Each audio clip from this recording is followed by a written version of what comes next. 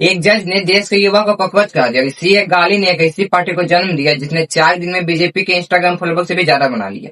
यह कोई मजाक नहीं है, कोई पॉलिटिकल अस्टर नहीं है। यह वो आगे जो सालों से युवा पीढ़ी के अंदर दबी थी। 15 मई सुप्रीम कोर्ट के एक हियरिंग से जीआई सूर्यकांत बोलते हैं कि जो युवा नौकरी नहीं पाते वो RTI activities, social media and media के सहारा लेकर इस सिस्टम पर अटैक करते हैं।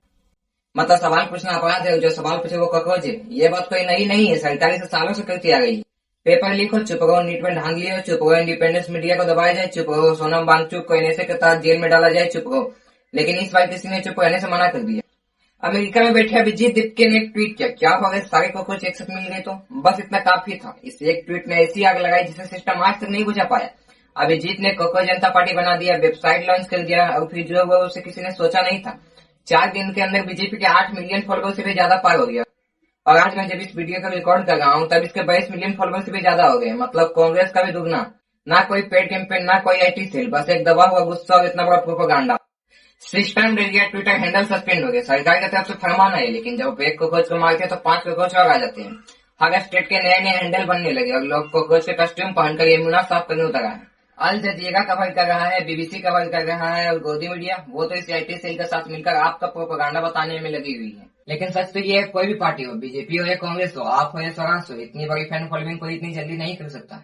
और यही सिस्टम के लिए सबसे बड़ी बोनी है, क्योंकि यह सिर्फ बीजेपी के नाकामी पर रिएक्शन नहीं है, बल्कि अपोजिशन पर भी करारा तमाचा है। कांग्रेस के पास विजन नहीं है तो आपने अपने युवा लीडर्स को बर्बाद कर दिया। अब देश के युवा के पास किसी का सपोर्ट नहीं है, ना ही रूलिंग पार्टी का, ना ही अपोजिशन का। वो धोबी का कुत्ता बन गया है। इसलिए देश के युवा ने एक पार्टी बनाया है जिसका नाम है कॉकरोच जनता पार्टी। इनका मैनिफेस्टो सिंपल है, सीजीआई को रिटायरमेंट के बाद कोई राज्यसभा सीट नहीं मिलेगी। इलेक्शन कमीशन अगर वोटर डिलीट करे तो यूएपीए के तहत गिरफ्तारी होगी और पार्टी स्विच करने वाले एमएलए एमपी पर 20 साल का बैन। और एजुकेशन मिनिस्टर का तत्काल इस्तीफा, क्योंकि पेपर लीक हुआ था, किसी को तो जवाबदेही लेनी हो।